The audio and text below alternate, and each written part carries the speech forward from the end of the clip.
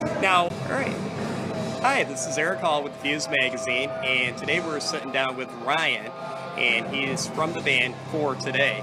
Ryan, would you like to say hello to everybody? Hi everyone, how are you doing? Great. Hopefully you can't respond, but I hope you're doing well. They're talking to their computers right now, their cell phones. Perfect, yeah. Now, you guys are set to play. We're at Rock and Derby 2016. Yeah. Give me your thoughts on going up on stage. Is this one of your first festivals? Well, no, we've done a lot of festivals over the years. This is the first one I think we've done in I don't know if this is a horse stable I'm doing this interview in at the moment. Yeah, we're in a horse stable, by the way. Currently. We haven't really changed locations for this interview as well. Yeah. There still is horse dung on the floor. Yes. So. Yeah. So this is a first for me in some ways. But as far as the festival season goes, we've done a lot of the different. We've done Warped Tour, so that's a traveling festival. We've done some of the European festivals and stuff like that. So.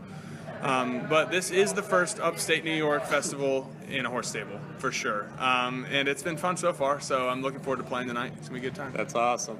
Now, what can we expect out of you guys when we see you guys go on stage? Any theatrics, any special dress, anything? Well, for us, we are kind of our thing is that we're just dudes that get up and play metal together. So as far as theatrics, I don't think we have anything. We're definitely not like the behemoths of the world or something where they have like a very interesting theatrical show. What we do is just play really hard and try to have a lot of fun and try to get the crowd involved and do a lot of we love circle pits and we love crowd surfing and we love that sort of stuff. So, and sing-alongs, that's what we love about hardcore and punk rock and metal, is that it's very participatory. That's an interesting word to say, but it's always about the energy of the crowd and feeding off the crowd and like the band and the crowd feeding off of one another. And rather than being a thing where it's more like you watch us do what we do, it's let's all do this thing together. So I kind of like the unifying aspect of hardcore and punk rock and metal, and kind of what we do is try to kind of use music to bring people together, and I think it reflects in our shows that way. That's awesome. Now, what do you classify your guys' music as? Is it a punk rock or a metal? Or? Yeah, I think I guess we're classified as metalcore. But I would say we're like a metalcore band with a lot of punk rock and hardcore influences, particularly on the ethics side, and we're a very do-it-yourself kind of band. We like to tour cheaply, and so we do a lot of van tours because we just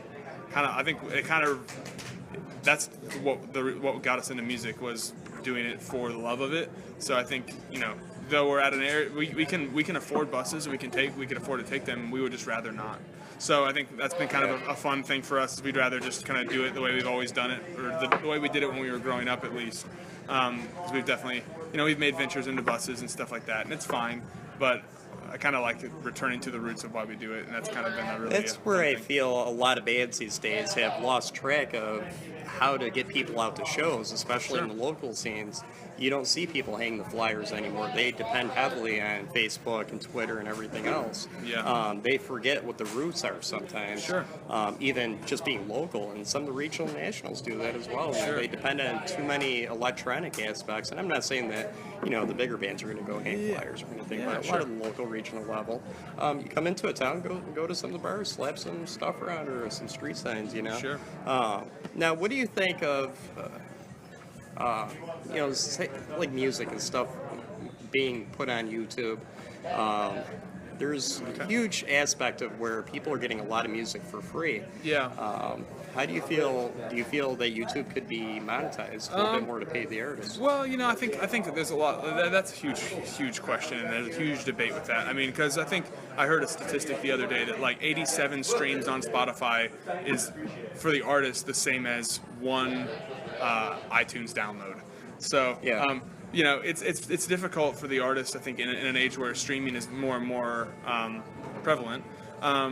But I think I have a hard time being the guy that complains about it a lot, because I think it's a double-edged sword, right? Like we had a record come out a couple years ago that was number 15 on Billboard, and which was great. But if this was 1980, I would be in a much different financial situation having a record that charted that high than I am now. And I'm okay with that, because at the end of the day, we've been able to travel all over the world playing music because of the internet. Like we didn't have a major label pushing us to the entire world.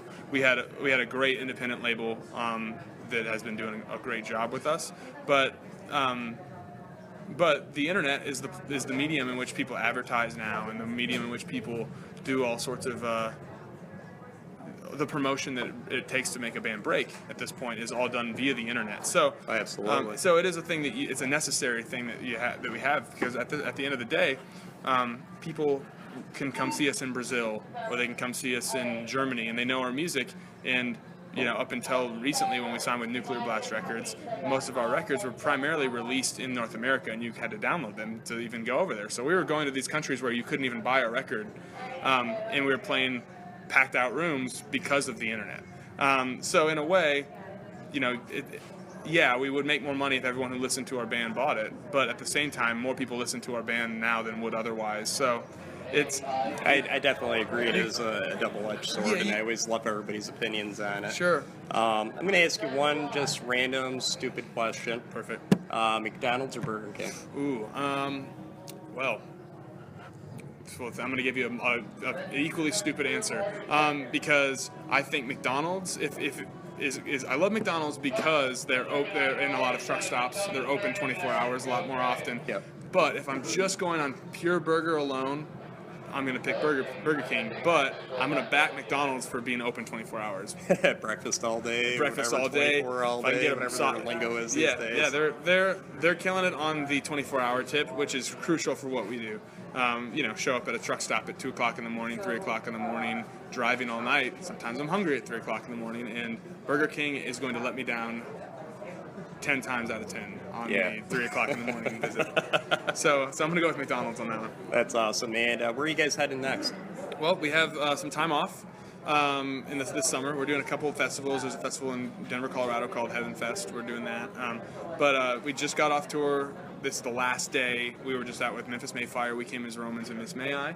And it was great. It was full U.S. tour. It was about 3.5 weeks. So we're ready to go home for a little bit of reconvening. And then we're hitting the road really hard at the end of the year.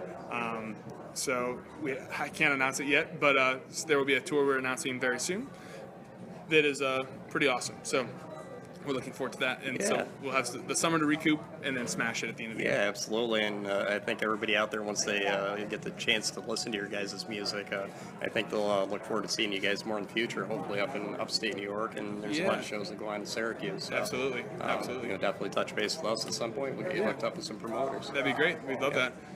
Check it out, fortodayband.com. Absolutely. This is Eric Hall with the Fuze magazine, and we're sitting with Ryan and from For Today, and he's about to rock the place out with the rest of the band, and we look forward to seeing him and getting some pictures. Peace out, guys.